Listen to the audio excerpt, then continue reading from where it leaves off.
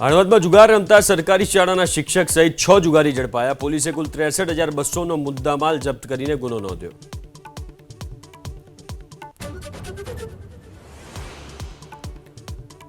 રાજકોટ મનપાના આરોગ્ય વિભાગની મોટી કાર્યવાહી. ખાદ્ય પદાર્થ અને ફરાળી વાનગીને લઈને ચેકિંગ. અલગ અલગ 45 પેઢીઓમાં ચેકિંગ કરી અંદાજિત 206 કિલો અખાદ્ય જથ્થાનો નાશ કરાયો.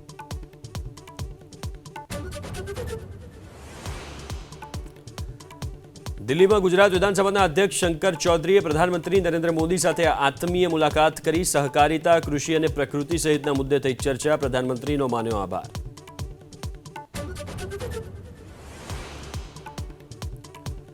રાજકોટ ગ્રામ્ય પોલીસે વ્યાજખોરો સામે હાથ ધરી કાર્યવાહી. વ્યાજખોરોનો ભોગ બનનાર લોકોને મુક્ત બનાવી પોતાની કિંમતી વસ્તુઓ અપાવી પરત.